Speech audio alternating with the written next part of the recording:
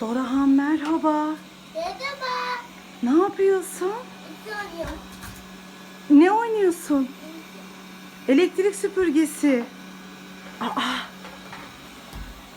ben geldim. Burada neler var? Bunların hepsi senin mi? Aa, Bu çiziyi tutuyor, kendi tutuyor. ne oluyor? Bak. Harika. Bayıldım elektrik süpürgene. Ama sanki onun hortumu değil gibi. Ne dersin? Şarj edilmeye başladı. Ah, o da neydi? Lobo bitmiş. Robot bitmiş mi? Evet. Evet. Robot bütün evi temizledi, bitirdi değil mi Dora? Hı hı. Dorahan, yanlış yapıyorsun ama o elektrik süpürgesinin hortumu o değil anneciğim. Evet, yanlış takıyorsun değil mi? Ama senin oyuncakların harika. İnanamıyorum. Baksana ucu da burada kalmış. Ucu burada. Hadi bana bir oyuncaklarını tanıt. Baştan bu nedir? Ütü. Aa, onun yanındaki ne? Anne. Efendim anneciğim? Onu bana isim olacak mı? Evet ama hepsini sen değişik değişik taktın. Bakın Dora'nın bir sürü elektrik süpürgesi vardı ama kala kala bunlar kaldı. Gerçi daha içeride 3 tane daha var. Tanıma ne? Evet. Hani çamaşır makinesi ve mikser de burada. Bir çalıştırır mısın? Çalışıyor. İçi de dönüyor. Hemen. Peki fırının? Onun kapağı kırılmış. Hı? Mikserin nasıl çalışıyor? Onu gösterir misin? O da harika. Peki fırının? Biz böyle çalışan pilli oyuncakları çok seviyoruz. İşte Dora'nın kahve makinesi. Hepsini çalıştırıyor Dora. Ütü çalışmadı ama. Hı?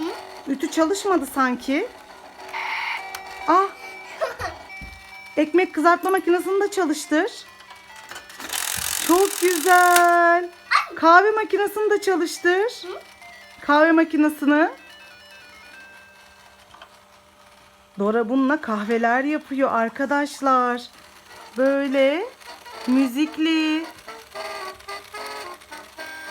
Çok güzel. Bu da bizim mikserimiz. Biz bununla ekmek bile yapıyoruz. Sonra kızartma makinesinde o ekmekleri kızartıp yanına kahve alıp afiyetle yiyoruz. Değil mi Dorahan? Evet. Evet. Ama sanki elektrik süpürgesinin pili bitiyor gibi. İstersen onu kapat. Evet, çok ses oldu çünkü. Sonra Dorahan çamaşırlarını yıkıyor. Dorahan çamaşırlarını mı yıkıyorsun? Evet. Peki senin büyük kocaman bir elektrik süpürgen vardı beyaz. O nerede? Hı?